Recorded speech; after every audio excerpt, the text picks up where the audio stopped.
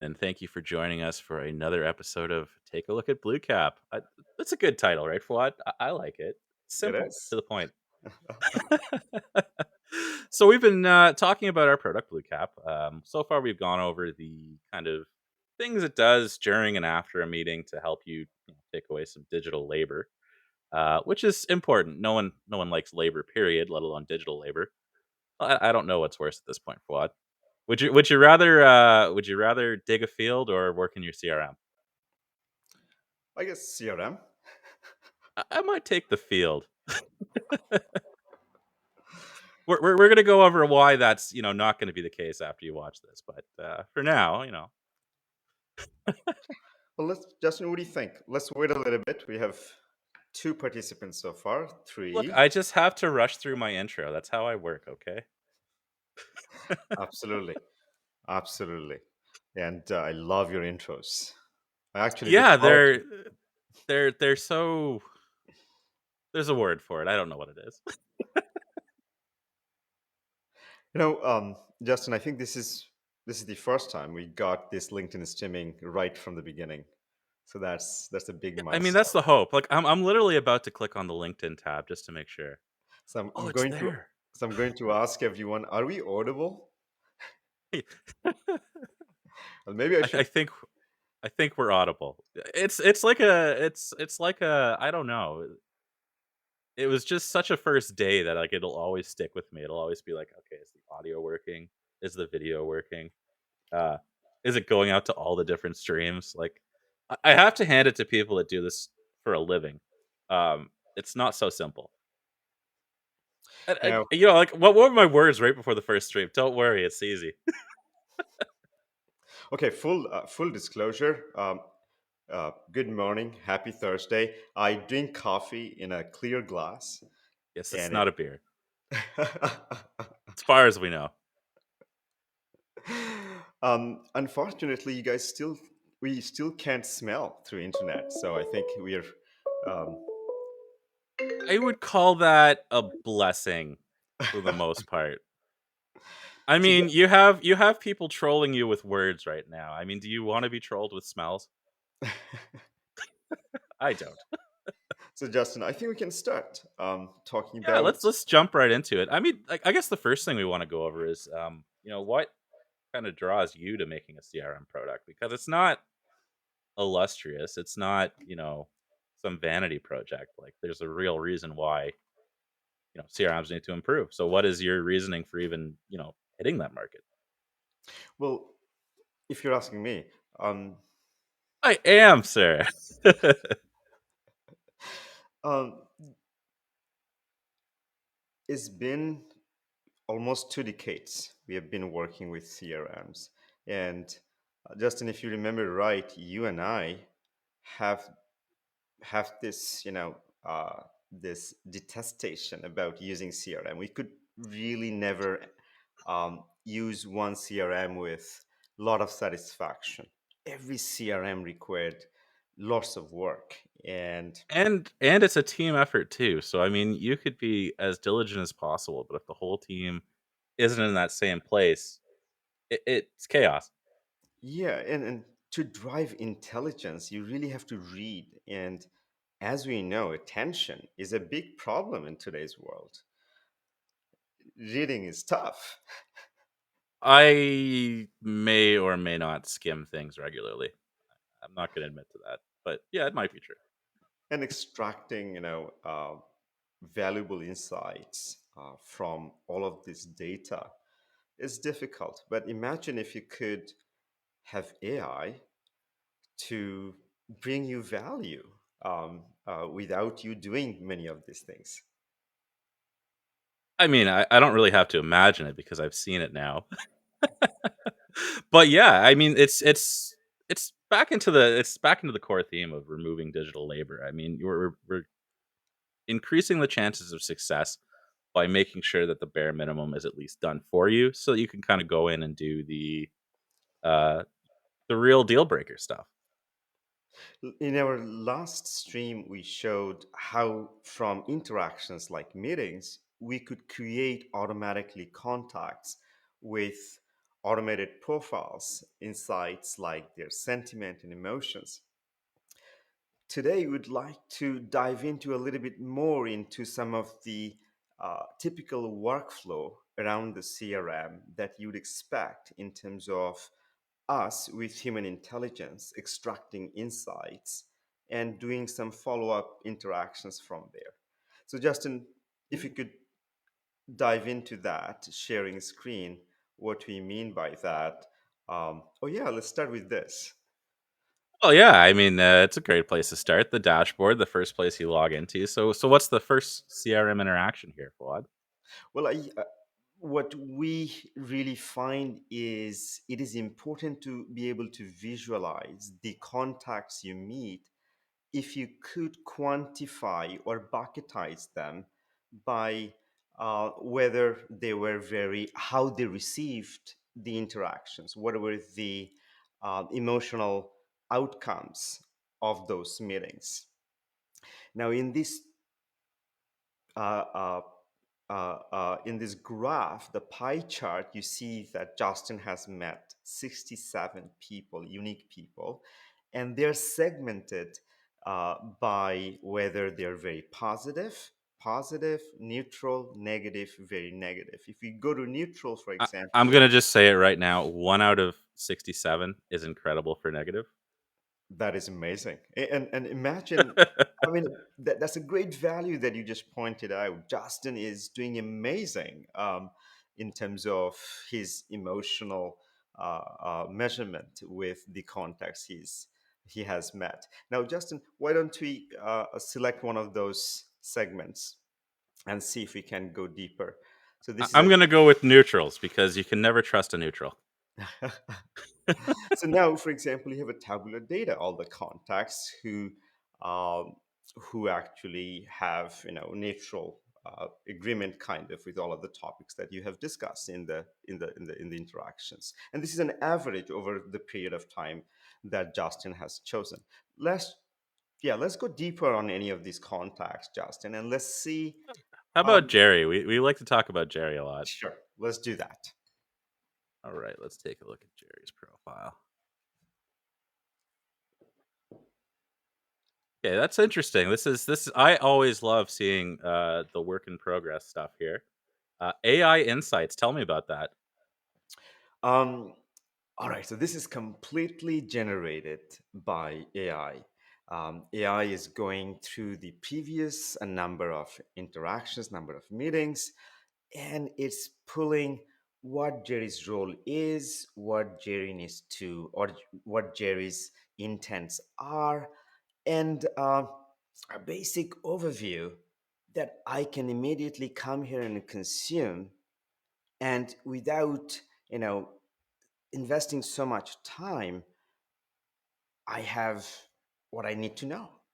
Um, Business intents, who he is, what his emotions are in the recent events and so forth. And then I'm supporting AI, all these AI insights, also through other metrics that we discussed a little bit in our last stream, which is how these interactions from beginning to end, such as the video calls that you see at the bottom, the comparison sentiment, the product sentiment, and topics. But what is really really interesting here that none of these things have been produced with human interactions. They're all AI generated as we conducted meetings, as we had interactions with Jerry.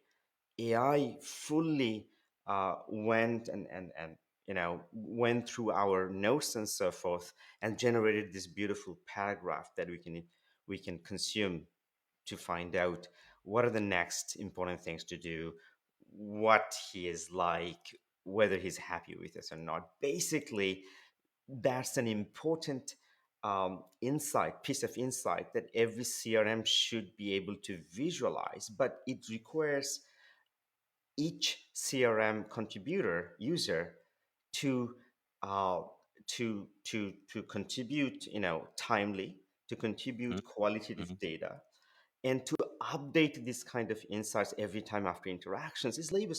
Well, we know how that's gonna go, right? I mean, in most CRMs, we enter this in once because 'cause we're really, really on the topic and it's fresh, it's new in our minds, but over time, Jerry is gonna be the same person he was the day we met him.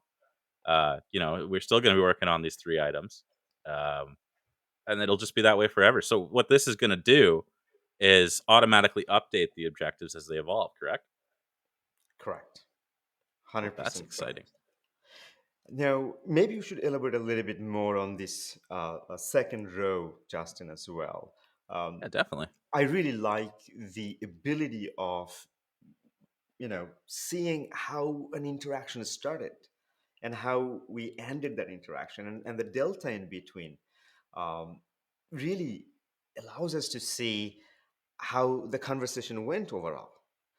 And Hmm, and again, the ability to segment your contacts, your interactions to this kind of metadata brings lot of business possibilities in terms of automations, outreach automations.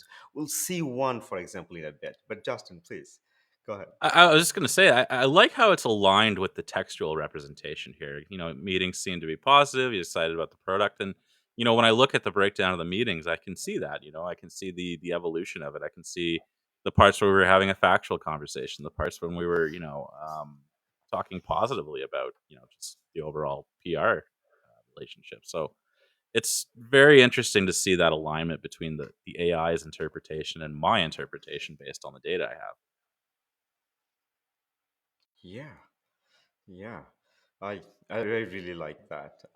The other thing I think, Justin, if you wanted to jump, or if anyone has any questions, please feel free to ask them in the comments. But I think another thing for this show, probably the follow-up email, Justin. What do you think? Oh, we could definitely look at the follow-up email. Let's go. Unless you wanted to elaborate anything here, please. Well, you know what? Let's go to the meat and potatoes of this. So this is probably a meeting. Let's see here. Yeah, this is a meeting we had with Jerry. It was about sending. I think this was a strategy meeting about the overall PR strategy. So what am I doing here to send this email? What am I clicking? Oh, AI follow-up email. I will hang tight. Ooh. It does Now I sound want to point out to everyone this is a work in progress still.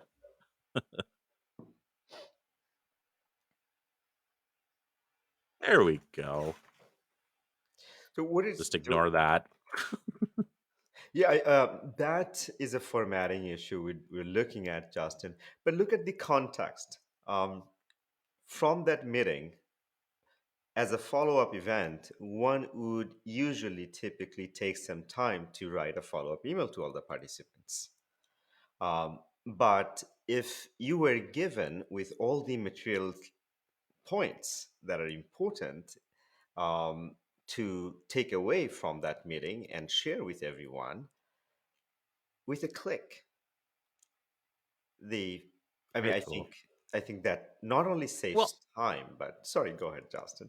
I was just gonna say, like, I find writing follow up emails to be kind of awkward too. It's just like, how do you even start that, right? It's just like, all right, here's what we did, guys. I know. There it is.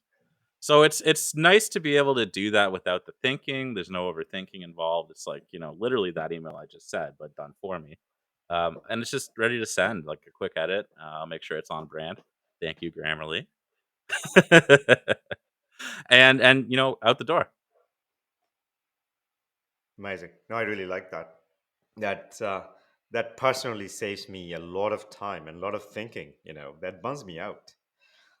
It does, and it's you know what? A lot of the time it doesn't get done too because like we're doing rapid fire meetings throughout the day, so like you don't have time to go into your inbox, get all the participants together, send the message, draft, and then send the message. So this is nice. It's a one-click thing.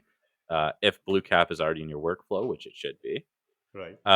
then you're already looking at this screen, and you can click that follow up and make sure it gets done. Right? Just maybe a couple more things to show that may be contextual to workflow. For example, if you close out of this email uh, Mhm. and the three dots here, we could actually convert this into a task, couldn't we? Oh, Yes. right into our task manager. Yeah. Right. And I think this is huge productivity within CRM. Contextually, let's call this contextual actions because, um, sorry, you're going to say something, Justin. I see that No, face. no, no. Keep going. Keep going. Having contextual actions in place where your insight is that allows you to, take action in clicks, um, increases tremendous productivity. Similarly, Justin, if you look at the metadata at the bottom of this meeting, we have certain specific categories. If you scroll down a little bit, cancel out of this task. Ah, yes. And here, for example, let's click on competitors or maybe event or location, organization, any of this. And actually, not maybe that. However, Not positive on chorus. let's click on organization and hover on one of those entities if we picked up one. Oh, yeah, we did. So, Okay, Google. Okay, let's do them. right. So, for example, here, there's a contextual action here create account. Um, Similarly, with another category of metadata here, you'd be able to take another contextual action. At the same time, as you probably already noticed, that your transcript window on the right hand side and the video play bar, they're also dynamically moving as you interact with these entities. So user is really being elevated with context as they interact, and as context is being delivered, actions are present in place to take the next best action from there, being We're kind facilitated of by we're this. kind of bleeding into CRM slash productivity suite here, aren't we? Absolutely right. I mean, And like, what are we going after the Monday.coms and the Jiras out there? well, I think not necessarily. I think we're trying to I um, wouldn't say it that way. look.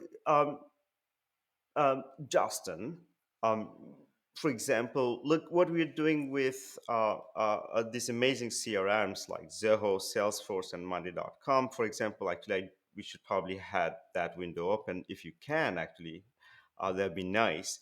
Which is augmenting these CRMs with our intelligence. Like, imagine delivering meeting summaries, imagine delivering emotional intelligence within your CRM itself, um, making more contextually relevant,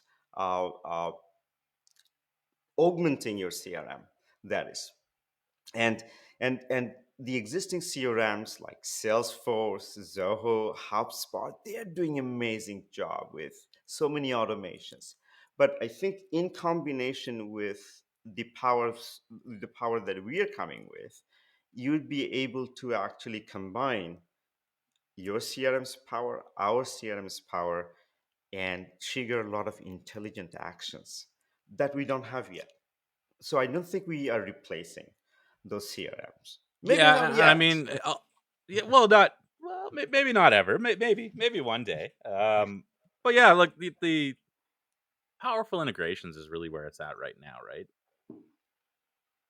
And Justin, if you look at Jerry particularly in our Zoho CRM, you'll see that we have uh, uh, all the interactions of Now his. my Google Chrome here is letting me down a little. I think that bug I had the other day is preventing me from loading Jerry. And that's okay. I should be able to share too, right? As long as I drag and Yeah, if you want to take a look, just pop it up on your screen and see, make sure it's doing what's expected of you. curl. While I do that, maybe we could talk about a little bit in terms of what our next streaming should be, and I'll pull it up. I know we tried to talk about it earlier, and I'm just like, where do we go from here, really? It'd be cool to see some of that task management, some of that deals management. Um, things like that would be interesting direction. Well, what we're working on that we should be ready to show you all next is imagine being able to automatically pull high business risks, um, Ooh, I like that better. Let's do that. right? And also hidden business opportunities in conversations that could easily be missed if one is not very attentive. And also, what could be most time pressing tasks for one that would give high value to the company. Now this is kind of in the same stream as the AI insights above Jerry's profile, correct? Right. So Jerry's profile talks about who Jerry is, what Jerry's business intents are, but we're not really talking about business risks with his Hmm. business intents. We're not talking about what are some pressing tasks out of those interactions that one should be doing.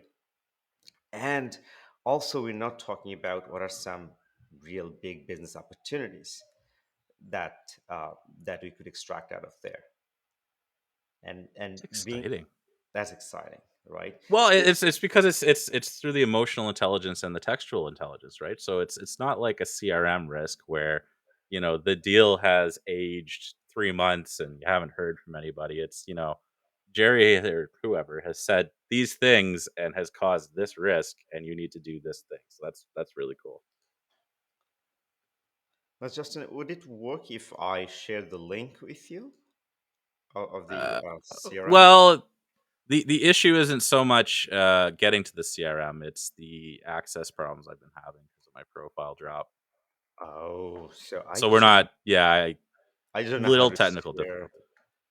I just don't know Oh, how to share. if you want to share, Right. it's the same as Google Meet actually. Very bottom, the square with the triangle on the top. Ah, is that it, eh? All Yeah, right. it's literally the same. Yep. All right. I'll just make sure I have the right tab first. Excellent. Hey, you got a copy successful. Cool. So, no, this is amazing. Is that where you want to be? Yeah, this is exactly like Google. Boom. So, this is Jerry. And look, we are actually sending data from our application to Zoho to Jerry's profile as meeting happens in near real time with extracted insights. We're actually showing you what topics automatically, these are metadata that humans didn't have to tag. This is actually coming automatically from the conversations. What is the sentiment? What are the different uh, products we talked about, competitors we talked about, and each one of this, if I click a little bit, sorry, one of these arrows, I also get all of the key takeaways from the interactions. These are all AI generated. With these, I think it's just augmenting our context so much more, right? Now you could actually take any of these value delighted, and based on this field value, you can automate certain Yeah, business you can action. work it right into your CRM automations and workflows. Correct. Which, for a company that's been using a Salesforce or a Zoho for, a decade now, I mean, that'd be important to them because, they don't want to rebuild all these things they put a lot of time, effort, and money into. And a lot of thought too, right? Well, just to think about it, Zoho, Salesforce, they have platforms for personal web personalization. Now they can, with couple of clicks, they can actually personalize the web interface from this value of data, saying that if they happen to be upset, last interaction, always give them 20% discount. As soon as they are delighted, Well, that would make me less upset, I will say. right? As soon as they get delighted with our interactions, I'm just saying for fun purpose. This is not what marketers do, but up the price by 40%. Um, I like how you covered there. We don't actually do. but Don't give away the secrets. but with this ecosystem, now with integration of BlueCap and their Zoho One and personalization, it's just 2 or 3 clicks away from this kind of emotional driven web personalization. And that's it. Like, what is the biggest buying sign? It's the emotional response to the content, to the subject matter, to the deal, to the people, and Right. that's really what CRM is missing. Hmm. Well, Very cool. how do I unshare this now? Got you covered. There I go. But yeah, let's see if we have any questions from the audience. Would love to hear from the audience. I guess we have to wait about 30 seconds before we find out. Right. Well, tell us first, you know, if anything was confusing, what we could talk more about, what you'd like to hear more about, anything we should elaborate more on. I think we have a few minutes left, or we can Oh, stay we've got all day. I think they cut us off after 10 hours, Fuad. We'll just do a marathon stream. on. We'll just stream our workday. I'm I don't know I'm if you've ever have you I'm ever in for been in that. have you ever been in Twitch? There are people actually doing that. They just stream their normal day. Well, Whatever they do.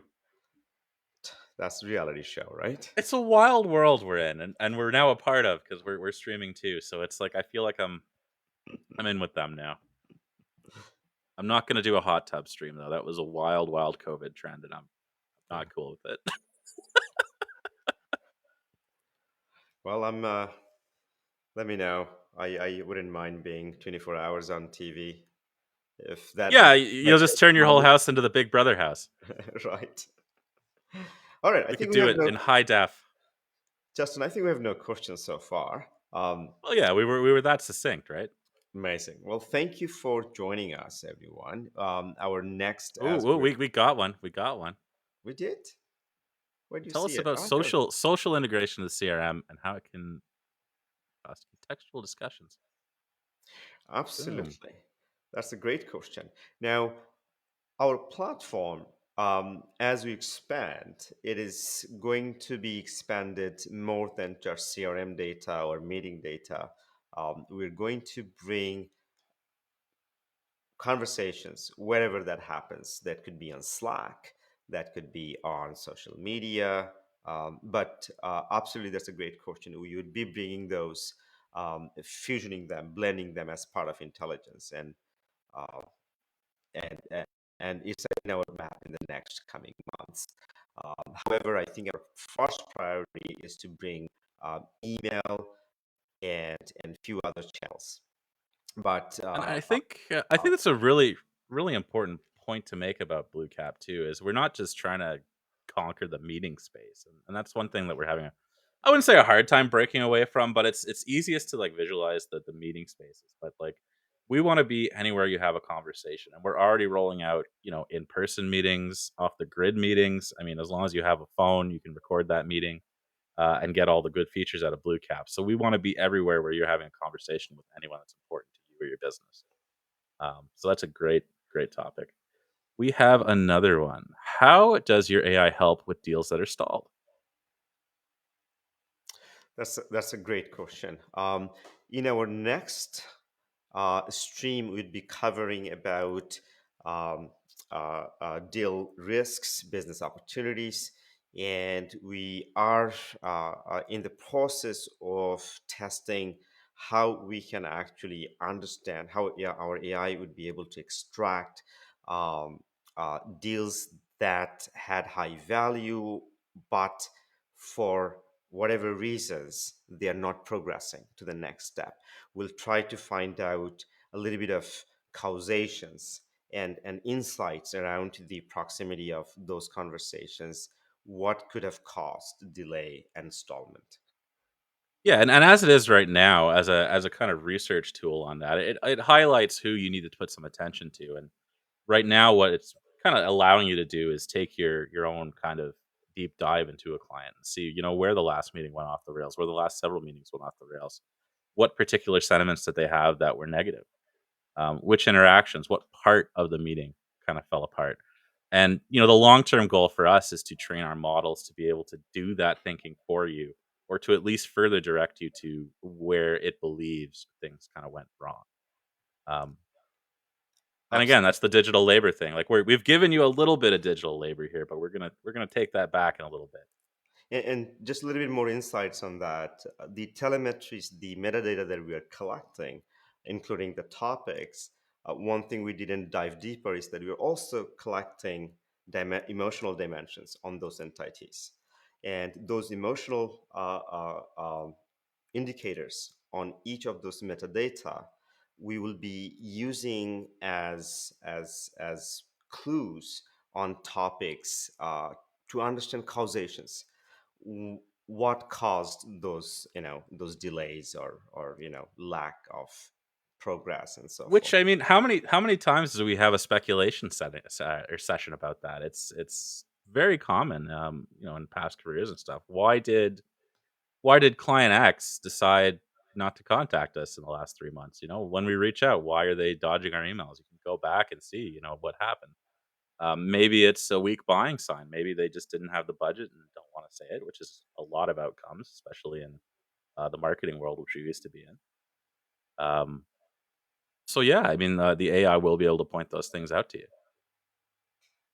Right. And Now, oh, go sorry, ahead, Fuad. no, go ahead. I was just No, going to I say was just I was just gonna bring Graham's comment up here. I was just gonna add that some of these things are we are still modeling, and uh, according to our preliminary results, we are we are very happy, and we'll be soon releasing some of this as beta. Um, but in our next stream, we'll be showing a little bit more on risks and how to manage some of those things. Great question. Thank you Perfect. so much. So Graham says that it's clear that this takes away most of the stuff that salespeople dislike while providing them with insights they never could see before. Is that a fair comment? Absolutely. It's kind of eliminating blind spots that people had before in these relationships because, I mean, you can get the feeling that something went wrong, but could you measure it? No.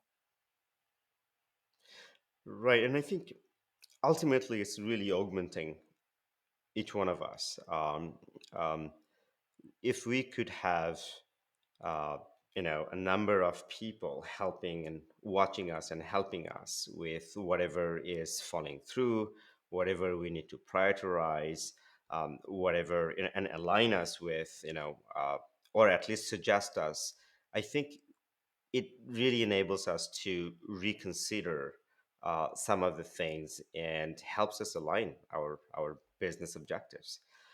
So I would say that from the sales perspective, we are tremendously augmented with all this intelligence. So helping us extract, almost as you said, everything that we need to know now is there given to us. And I like that. I like that aspect to AI is that we could take the 10 best sales trainers or sales leaders in the world and kind of take that training data and boil it down to something that can be applied at scale across our entire network. And I mean, that is something we're doing in the medical field right now. We're taking experts at, writing professional medical notes, and we're kind of taking that to uh, give a little more insight and a little less work for the doctors at the end of the meeting. Now, that's another stream altogether. But I mean, that could be applied across sales. That could be applied across customer service. Uh, Everything. Is it fair to say, Justin, then we are bringing the domain expertise, the top level domain expertise, the collective domain expertise uh, to everyone, niche, of course, of this. And Yeah. I think that's powerful. Yeah. Yeah, and it's interesting too because like one of the pitfalls you fall into with even having one expert sales trainer is that all of their bad habits are now your people's bad habits. All of their biases are now your people's biases.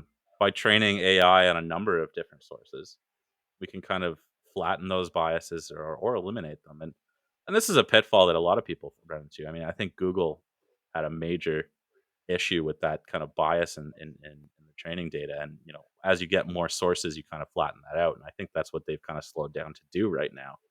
Um, and I mean, that's one of our objectives from the start too. And we'll get into bias in a whole other conversation. I think that's a future episode, maybe 2 or 3 from now. Uh, corporate culture and bias. That's one of the things that we want to work on. But it all comes back to the training data, the models, and how we can deploy it at scale. Absolutely. And yeah, absolutely agree. Thank you, Justin. Great answer. No, these are great questions, guys. Thanks for them. Now, I think we've kind of tapered off on the question end of things, Fuad. So it's probably a good place to shut her down right here. So, what did we decide on for the next kind of episode of this? We're doing those risks and opportunity assessments. That is correct. Yes. Perfect. So we're going to look at those three factors: pressing tasks, risks, and opportunities.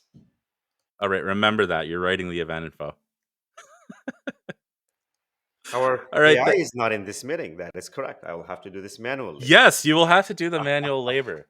I, I, I don't like the responsibility of writing the LinkedIn titles because I will typo every time.